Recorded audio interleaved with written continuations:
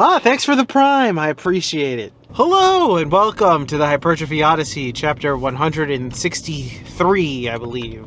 Yes, I believe it's 163. It is the last day of the week, aka the Vampire Killer Workout. I'm on my way back to the gym right now. I'm feeling pretty good and looking forward to it. But anyways, back to the main subject matter at hand, which is actually a continuation of yesterday's topic, or the last topic for the last video, which was Confessions of a Former Live Streamer. And this is...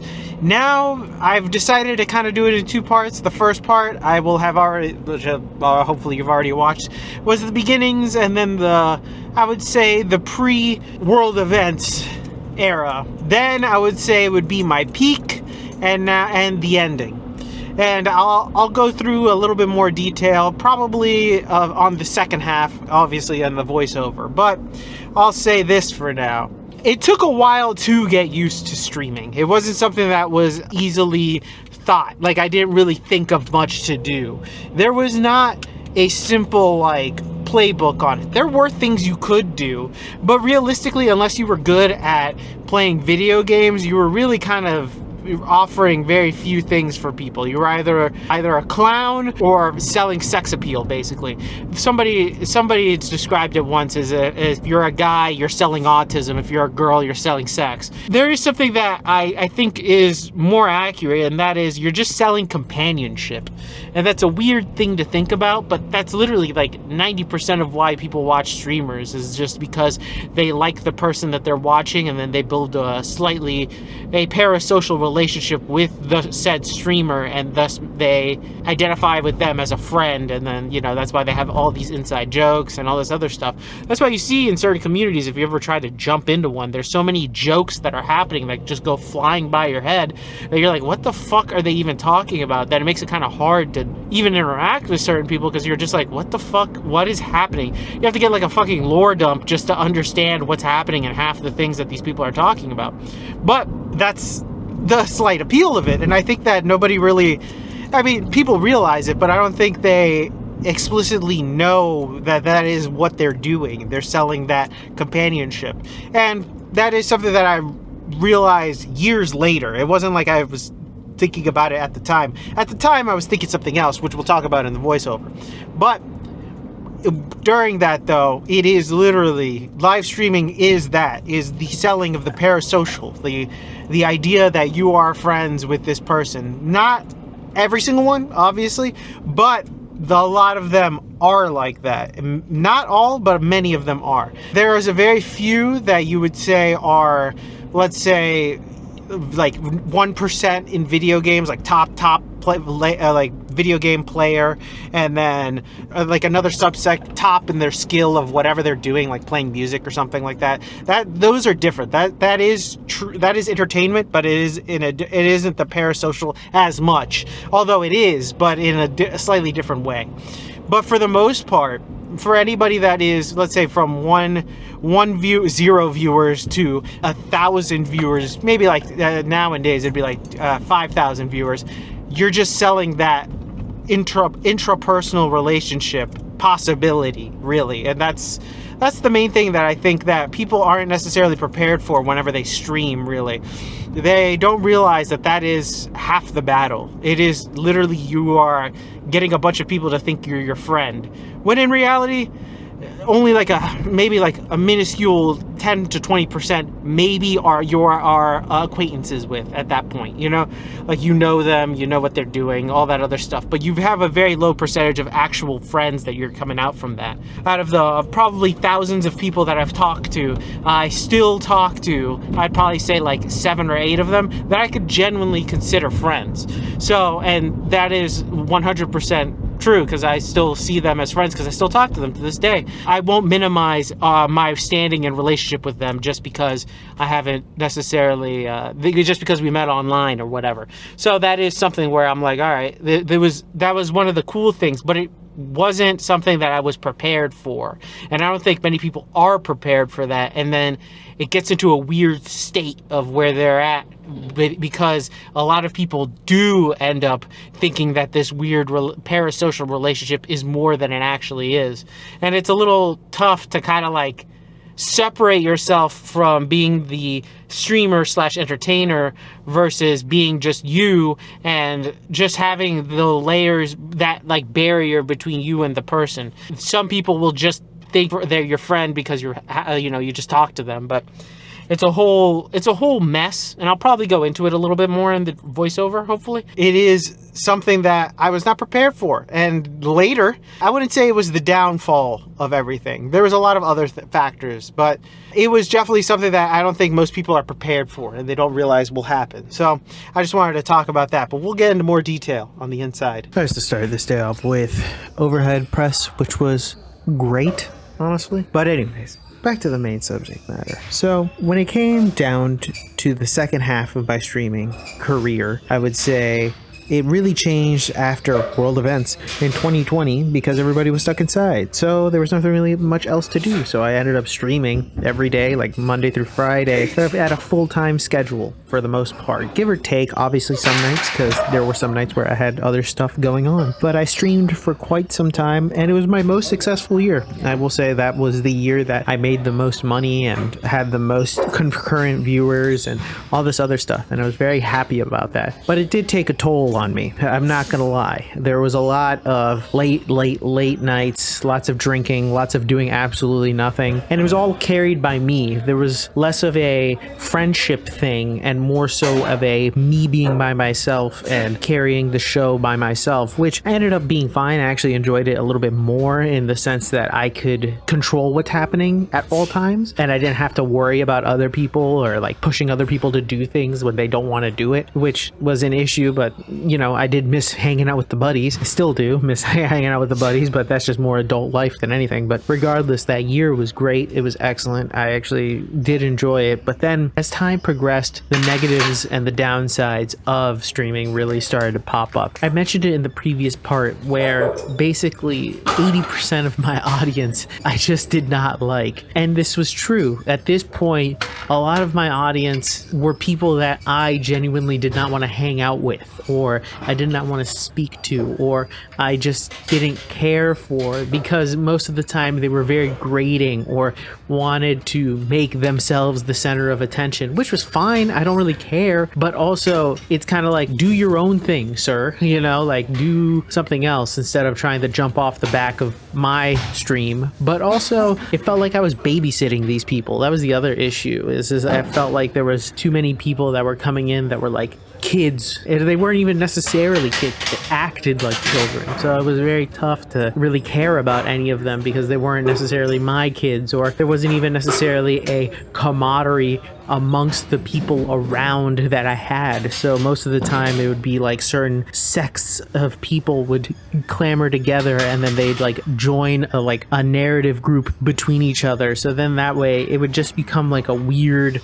I don't want to say clique-like thing, but that's the best way to describe it. And after a while, this just kept grating on me. And then when 2021 hit, a lot of personal life changes happened. So then I was just like, all right, I'm gonna stream a little less and start focusing on other things, which thankfully I did. Once I stopped streaming so much, I realized, wow, I don't want to do this anymore. I really don't care for it. It was more of a drag to get myself in front of my computer and get ready to do my streams. So I was just like, fuck it, dude. I'm not doing this anymore. So that's when I announced, I think my last full-on stream was in June, maybe July. I think I took 2 months off completely, and then I announced my final stream, which would be in October of 2021. And I had my last one, and I did it. And the reason why I had my last stream, which those who probably watched it will know, but the reason why I did a final one was because I wanted to have closure for the stream. I did not like, a lot of my peers at the time would just disappear without a trace, really, or any real semblance of I'm going to stop doing this or anything like that. I wasn't a huge fan of that. So I wanted to just give one final shout out, a goodbye, but a pleasant, hey, I'm not doing this anymore, but this is going to be it. I'll see you guys on the other side, that type of stuff. And I was very happy about that decision. I'm actually glad that I ended up doing that, because it really did just put a nice little bow and chapter at the end of that entire saga. And I'm glad that it happened. I will say all the bad parts to it, mostly the people that ended up becoming what was my community, was mostly my fault. Obviously, it's not like I did not do enough to get those types of people out of there because I was chasing the popularity at the time. It made me realize that even if this got bigger, if I had more people that would be there, the split of 80-20 would still be an issue regardless of how big it got and how much of my soul I had to sell in order to get bigger. And those were the two big factors that made me decide to stop. Was just the people that I was attracting were not people that I wanted to necessarily even be associated with, but as well, I also did not want to have to sell my soul in order to sell these people on either embarrassing myself every night or doing something that is just either some type of like self-embarrassment or something like that, just to be like a clown on the internet just so people have like some sympathy points for me and then they'll maybe throw me $1 or two. It just felt like online begging after a certain while, and I did not like that, and it made me feel disgusted after a while. It made me feel like every time that I'd stream and I didn't get any money, it felt like it was a waste of time. And in theory it was,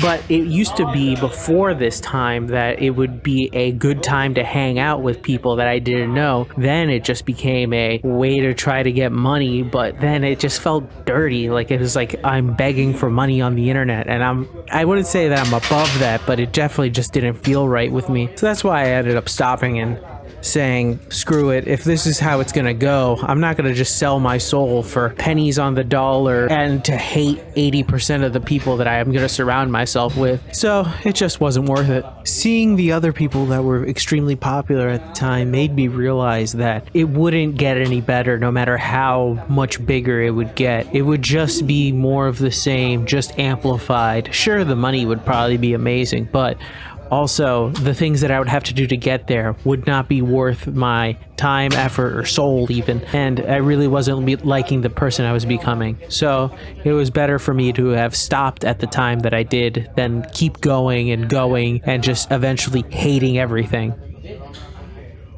I want to take this moment to shout out the following people: Cole, Brody, Wombat, Foxman, Coffee, William, Nubs, Cook, Rod Pod, Travis, and I think that's it. I think those are the ones that I would say, real ones out there. I'm probably missing a couple of people. This is a special thank you to all of you, by the way. I wanted to give a special shout out to Brandon and Rex because I completely forgot about you two. So there you go. Welcome to the workout debriefing. Exercises not filmed. None. Exercises skipped. Also none. Got everything in. Even with literally with like minutes to spare because the gym, like as I was walking out, they turned off all the lights. So that was fun. But anyways, back to the main subject matter, and I think at this point I'll give this a little bit of an epilogue, a little bit of a post-streaming days, I guess. So do I miss streaming? Not really. I'll be honest, it's not been something I've missed at all. There are some days where I do miss it, I'm not gonna lie, there are some days, but overall, generally, I get over that miss, honestly, after like 5 to 10 minutes of just being like, oh yeah, once going back onto Twitch. And I'm fine with that. I had a discussion with Walter about like sometime either earlier this year or last year where I was like, man, I kind of want to go back and like do something, you know, go stream for like a little bit. And then he made the point of, dude, you know, if you're gonna do something on a new channel because that chapter in your life is closed. And I was like, fuck, you're right. You know, that is a chapter in my life that has ended. And do I hate that chapter? No, not at all. Not really. There is only one thing that I don't like about it, and that is that I could have used that time a little bit better. I was very much in a pursuit for something that in the end, I don't know what I would have done if I would have gotten to the top. I think I would have not really planned anything out because I never really did, but I didn't really know what I was doing, and nor did I really know what success even would have looked like in theory. They're just such a hit or miss type of thing to do that I just didn't know. At least in something like this or like in other facets, there are ways and levels to it. I mean, once, you know, if I ever get a sponsorship, you know I've made it, and a real one too. I'm not talking about no bullshit one. So that's when you know, oh hey, this guy made it. You know, this guy's actually getting farther than you think. There are also certain number metrics too you can attach to it, but when it came to Twitch, yeah, there were successful people, but a lot of the successful people were people I did not want to be around / I did not want to be any of them, if that made any sense. They were people that they were doing either one-note things or irreprehensible things, or, you know, selling autism. It didn't fit. It just didn't feel right after a while, and so it was a chapter that had to come to a close. I am happy that I did it, though. I will say I am very happy I did it. It was an experience that, like no other, it gives me a certain level of respect of live streaming, and I know how to do it now. It is slightly a playbook in order of how to do it and do it well, but because it isn't necessarily that easy to be entertaining for non-stop periods of time. Sure, you can leave a video on or do something like that, but realistically those people are just causing part of the problem that became streaming, really, and reaction content in general. But that's a whole other conversation for a whole other day. As for me, that is something that I do like, the fact that I did make some friends along the way, and that I will cherish them as people that I would actually enjoy to talk to and be friendly with and all that other stuff. I'm very happy about that. So it is something that I do sometimes look fondly upon, on the good parts at least. The bad parts, not so much, but that's really, I think I've already probably discussed that. So with that being said, thank you very much for watching. If you're an old viewer of mine that's watching this, thank you, because you are a subsect of somebody that I don't want the rest of them to know about this. So I appreciate you with an extra level of care and also friendship. So shout out to you guys. But with that being said, tell me what you think in the comments below. I'd love to know your thoughts and opinions about this. Just in general, this is a two-parter, so this is a very interesting little dynamic because it's back-to-back. Usually my two-parters or three-parters or whatever series are interspersed in between a bunch of videos. So this one is a little bit different, but I just wanted to kind of close that, you know, give a little bit of a closing of a past part of my life in video form. So it is what it is. But please like, comment, and subscribe. I will be back on tomorrow with a new video. Thank you very much for watching. Please stay safe out there. Keep it heavy. I will see you in the next one. Peace!